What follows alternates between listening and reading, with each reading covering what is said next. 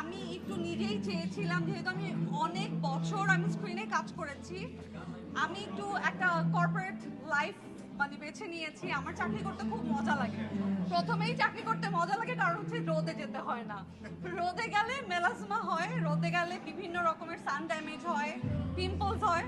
তো ওই জন্য না আমার ওই লাইফটা অনেক ভালো লাগে। আমি কিছুদিন আগে একটা ব্লগ করেছি যে আই লাভ অফিস, কারণ হচ্ছে অফিসে গেলে টাইমলি খেতে পারছি এবং হেলদি ফুড খাচ্ছি, স্যুপ খাচ্ছি, স্যালাড খাচ্ছি।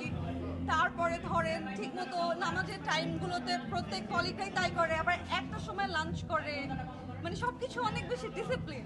তো যেহেতু এটা আমার জন্য একদমই নতুন একটা জীবন, এটা আমি অলরেডি এনজয় করছি।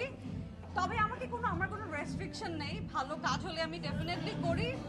আমার জন্য যদি মানে পছন্দের কোনো গল্প আসে অবশ্যই কাজ করব। এটা মুসলমানদেরকে কি জিজ্ঞেস করেন ভাই?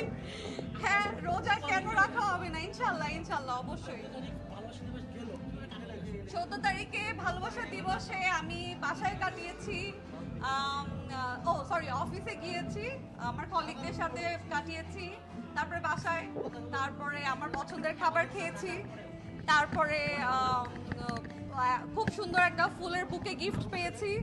এই তো খুব সুন্দর হয়ে এইটা তো বলা যাবে না। এটা যদি মানে ভালোবাসার মানুষ হয় তাও তো বলবো না।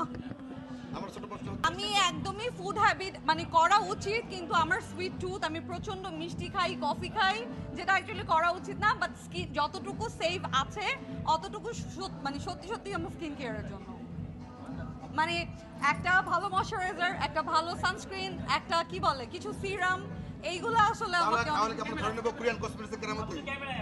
আমি ডেফিনেটলি সবাইকে প্রেফার করবো। এই যে সবারই যে এখানে এখানে কি বলে পিম্পলস হয় নাই, এটাকে বলে হচ্ছে সান ড্যামেজ হয়েছে আর কি। হ্যাঁ, তো এইগুলো আসলে স্কিন কেয়ার করলে আস্তে আস্তে একটা মানে ভিজিবল রেজাল্ট পাওয়া যায়। অ্যাটলিস্ট 1 মাস পরে একটা ভিজিবল রেজাল্ট পাওয়া যায়, তাই না?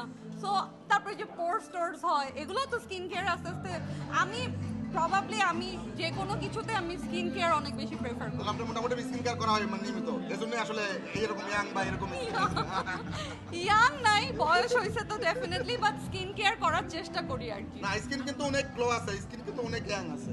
হ্যাঁ। আপু, আপনি অনেকদিন পর যখন হচ্ছে আবার পর্দায় ফিরছিলেন, বিশাল একটা বিরতির পর, তখন মনে হচ্ছিল আপনারা প্রপারলি ইউজ করতে পারছেন না। আপনার কি মনে হয়? আসলে এত ভারী ভারী কথা বলার জন্য আসলে এই মানে আজকের জায়গা না।